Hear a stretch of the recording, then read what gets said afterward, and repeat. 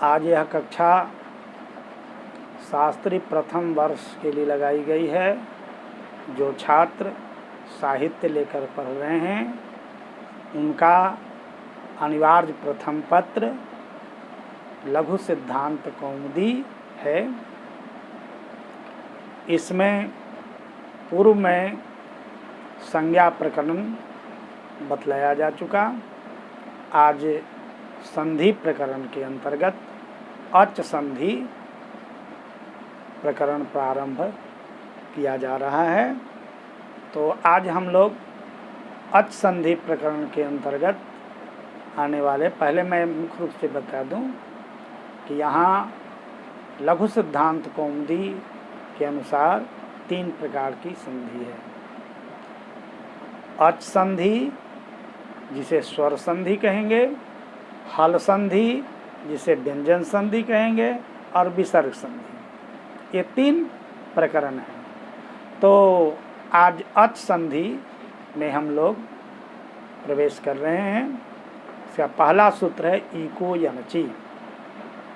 इका स्थाने यन स्यादचि संहितायाम विषये।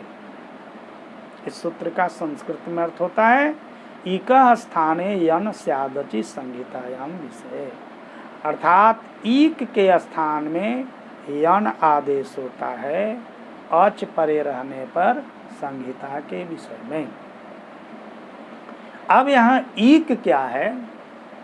ईक प्रत्याहार है जो अयुन के इकार से लेकर ऋलृ के ककार तक बनता है। इसमें 4 वर्ण आते हैं, ई उ ऋ। उन 4 वर्णों के स्थान में, ईक के स्थान में यण आदेश होता है। यन में भी 4 वर्ण आते हैं, य व र ल। एक क्रमशः 4 वर्ण यन कहलाते हैं। हो जाता है, कब होता है? शर्त है अच परे रहने पर। अगर अच परे में हो तब। अच का मतलब अच प्रत्याहार, जो अयुन के आकार से अयोच के च तक बनता है। तो अच प्रत्याहार में आने वाले वर्ण अगर पर में हो तो ईक के स्थान में यन आदेश हो जाता है। यही सूत्र का अर्थ है। दूसरा सूत्र है तस्मिन् इति निरिष्टे पूर्वस्य सप्तमी निर्देशेन विधीयमानं कार्यं वर्णांतरेण अव्यवहितस्य पूर्वस्य बोध्यम। सप्तमी निर्देश से विधीयमान जो कार्य वह वर्णांतर से अव्यवहित पूर्व में होता है। सप्तमी निर्देश से विधीयमान कार्य व्याकरण शास्त्र में कभी तो सप्तमी निर्देश से, कभी तो पंचमी निर्देश से, कभी तो षष्ठी निर्देश से कार्य का विधान किया जाता है, किया गया है। तो जहाँ जहाँ सप्तमी निर्देश से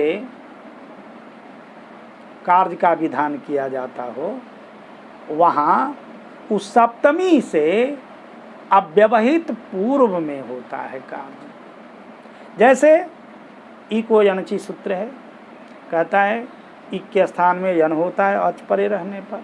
तो इको यनचि में अचि जो है, अच प्रत्याहार जो है, तो अचि सप्तमी का एक वचन का रूप है।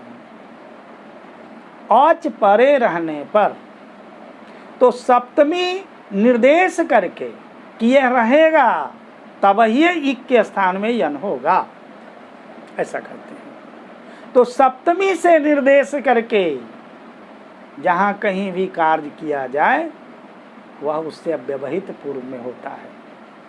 यही सूत्र का अर्थ है कि सप्तमी से निर्देश करके, अर्थात सुधी जो रूपास्य है, अगर इको यनचि से यन करने चलेंगे तो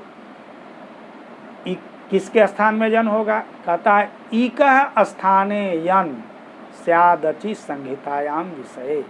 इक के स्थान में यन होता है अच परे रहने पर संहिता के विषय में। अब यहाँ इक के स्थान में चूंकि स्पष्ट कर दिया गया है षष्ठी स्थाने योगा, षष्ठ्यंत से जहाँ कार्य विधान हो वहाँ स्थाने पद की अनुवृत्ति आ जाती है। और नहीं तो होता इक यान अचि, इको जन से इक का यन हो अच परे अच पर। रामस्य हस्तः पुस्तके, तो क्या होता है? राम का हाथ पुस्तक पर, ऐसा तो नहीं राम का हाथ राम पर। तो इक है यन अचि, इक षष्ठी का रूप है, यन प्रथमा है, अचि सप्तमी है, तो इक का जन अच पर, ऐसा अर्थ है। इसीलिए यहाँ कहते हैं कि इकह जो है यहाँ अनिर्धारण षष्ठी है, इसलिए जहाँ अनिर्धारण षष्ठी हो वहाँ स्थाने पद की अनुवृत्ति हो जाती है। अर्थात ईक का यन ईक पर ही हो, ईक के स्थान में जन हो, अच परे रहने पर, संहिता का विषय हो। संहिता पहले बतला चुके हैं, वर्णों का अत्यंत सन्निकर्ष होना संहिता कहलाता है। वर्णों का अत्यंत सामीप्यता, सामीप्य होना संहिता कहलाता है। तो इक के स्थान में यन हो अच परे रहने पर संहिता के विषय में।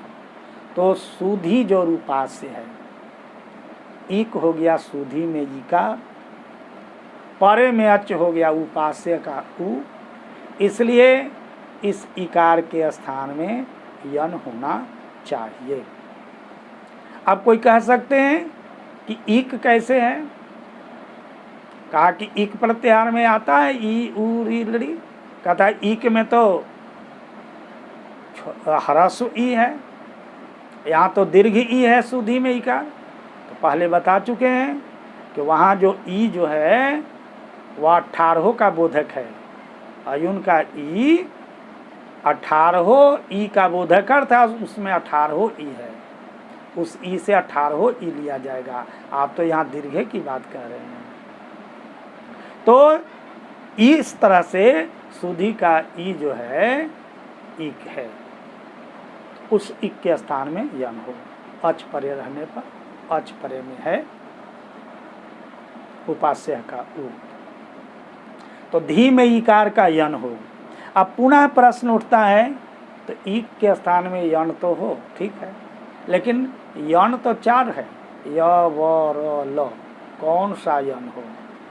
य हो जाए कि वह हो, कि र हो, कि ल हो, कौन सा हो? फिर प्रश्न उपस्थित हुआ। तो आगे सूत्र लिखते हैं, आना क्या सूत्र लिखते हैं? स्थाने अंतरतम प्रसंगे सति सदृशतम आदेश स्यात्। प्रसंग जब हो, आदेश होने का प्रसंग है यहाँ, यानी आदेश होने का, तो ऐसी स्थिति में सदृशतम, अत्यंत सदृश जो होगा वह होगा। सदृश कैसे भाई? ई का अत्यंत सदृश यह है कि वह है कि र है कि ल है, चारों में कौन सदृश है अत्यंत? तो कहते हैं कि यत्र अनेक विधांतर्यम तत्र स्थानतः अंतर्यम बलीय। जहाँ अनेक प्रकार का अंतर्य होता है वह स्थानकृत अंतर्य बलीय होता है, इसलिए स्थानकृत सदृश देखिए। अर्थात किसके स्थान में यन करना चाहते हैं? तो ई के स्थान में। तो ई का उच्चारण स्थान क्या है? ईचु यसानाम तालु। अब तालु से उच्चारण होने वाला य व र ल में कौन है? तो यह है ईचु यसानाम तालु। इसलिए स्थानकृत सादृश्य के तहत ई का अत्यंत सदृश कौन होता है? य होता है, इसलिए ई के स्थान में यन हो गया य, तब बन गया सु ध य जोड़ उपास्य। अब पुनः सूत्र लगता है अनचि च, कहते हैं अचः परस्य यरो द्यो वा द्वे वा स्तो न त्वचि। अच से परे यर को द्वित होता है, विकल्प से, अच परे में न हो तब, तो अच से परे यर। अब अच क्या है? सु ध य उपास्य बन गया है, तो सु का उ अच है, अच प्रत्याहार में आता है। उससे परे यर ध है, ध का यर प्रत्याहार में आता है पाठ। यर प्रत्याहार में हयवरट के य से शुरू करेंगे, कहाँ तक जाएंगे? सर के र तक, उसी के बीच में आ जाएगा घड़ धस। तो अच से परे यर हो गया ध, उस यर को द्वित्व हो जाए, अर्थात वो डबल हो जाएगा। अच परे में ना हो तब, यही शर्त है। तो परे में अच नहीं है, ऐसा कौन सा वर्ण है? य है। य तो अच नहीं है, अच प्रत्याहार में य नहीं आता है। नहीं आता है तो अच्छी बात है, हमको अच चाहिए भी नहीं, अच परे में नहीं है, इसलिए ध को द्वित्व हो गया, बन गया सु ध ध य जोर उपास्य। इसके बाद सूत्र आया झलाम जस झसी। झल से परे, झल से झलों को, झलों के स्थान में जस होता है, झस परे रहने। तो झल क्या है? ध, उसके स्थान में जस हो जाएगा। झस परे में क्या है? तो दूसरा ध, तो झल के स्थान में जस हो जाए। फिर जस में जस प्रत्याहार है, ज ब ग ड द। पुनः कहेंगे कि तो इसमें कौन हो? ध के स्थान में जस करना है, तो फिर स्थानकृत सादृश्य मिलाएंगे। तो ध का उच्चारण क्या होता है? लड़ी तुलसानाम दंता, और द का उच्चारण लड़ी तुलसानाम दंता।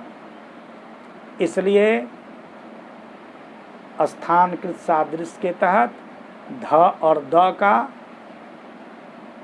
एक स्थान होता है, इसलिए ध के स्थान में जस हो गया द, बन गया सु द ध य उपास्य। इसके बाद एक सूत्र है संयोगांतस्य लोपः। संयोगांतस्य लोपः, संयोग हो अंत में उसका लोप होता है।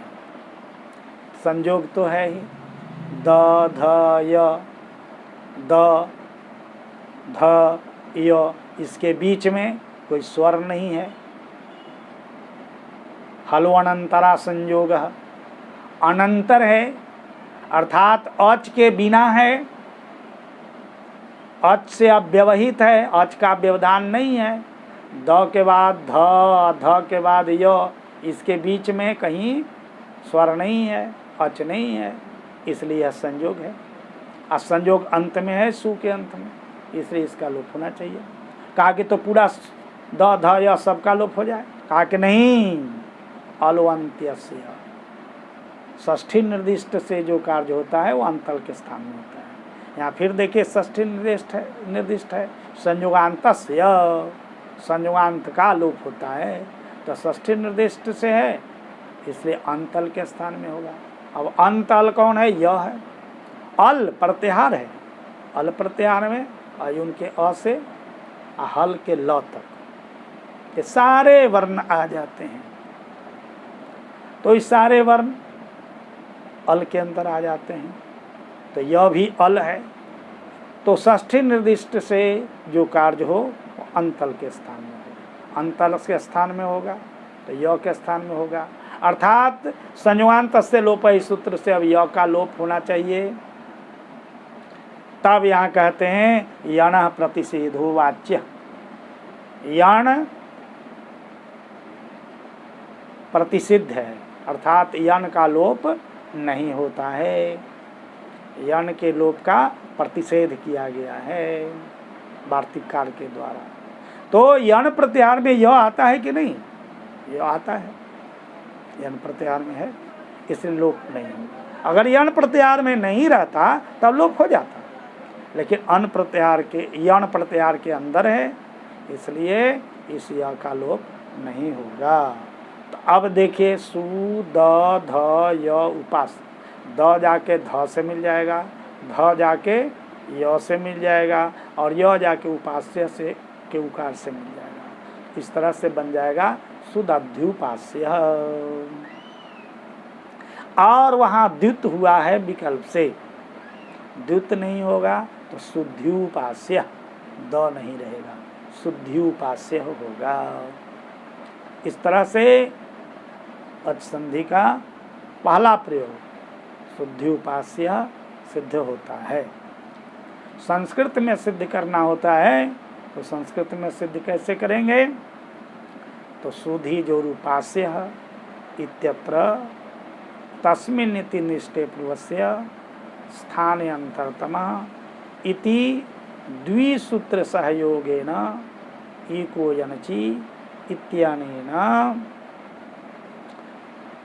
धी घटक इकारस्य स्थाने यणादेशे यकारे सु ध य उपास्य इत्यत्र अनचि च इत्यनेन धकारस्य वैकल्पिके द्वित्वे तो सु ध ध य जोर उपास्य इत्यत्र झलाम जस झसी इत्यनेन पूर्व धकारस्य जस्त्वे दकारे सु द ध य जोर उपास्य। तत्पश्चात् अलोअन्तस्य इति सूत्र सहयोगेन संयोगान्तस्य लोपः इति सूत्रेण यकारस्य लोपे प्राप्ते यन प्रतिषेधो वाच्यः इत्यनेन निषेधे शुद्धाध्युपास्यः इति सिद्धम् द्वित्वाभावे शुद्ध्युपास्य इति। इसी तरह से हम लोग मध्वरी को भी बनाएंगे। मधु जोर अड़ी, मधु में उकार को इको यनची सूत्र से यन करेंगे, वह हो जाएगा म ध व अड़ी।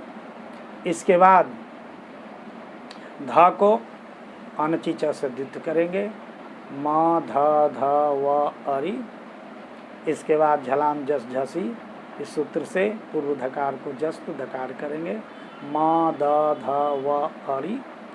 इसके बाद अलोअन्तस्य इस सूत्र के सहयोग से संयोगान्तस्य लोपः इस सूत्र के द्वारा व का लोप की प्राप्ति होगी, यना प्रतिषिद्धो वाचा के द्वारा निषेध कर दिया जाएगा, मदध्वरी ही सिद्ध हो जाएगा। द्वित्व नहीं होगा तो मध्वरी ही। उसी तरह से धात्रंशः धात्रिजोरंशः, यहाँ री के स्थान में यन करेंगे इको यंची सूत्र से, र हो जाएगा तो धा त र जोर अंशः, त को फिर अंची च शब्दित करेंगे, धा त र अंशः। यहाँ पर जस तो नहीं होगा क्योंकि झल तो हो जाएगा, झस परे में नहीं होगा, इसलिए जस नहीं होगा। तो धा त त र अंश इस स्थिति में अलोअन्तस्य के सहयोग से संयोगान्तस्य लोप से र के लोप की प्राप्ति होगी, किंतु यह प्रतिषेधो वाचा से निषेध कर देंगे, धातत्रंशः बन जाएगा, द्वित्वाभावे धातंशः। लाकृति लड़ी जोर आकृति, लड़ी के स्थान में इको यंची सूत्र से यन आदेश कर देंगे, ल जाके आकृति से मिल जाएगा, लाकृति रूप सिद्ध हो जाएगा। इस तरह से इको यनची सूत्र का जो चार उदाहरण मुख्य रूप से होता है वो चारों रूप सिद्ध होता है। फिर आगे का जो वर्ग लगेगा उसमें अयादि संधि बतलाया जाएगा। ओ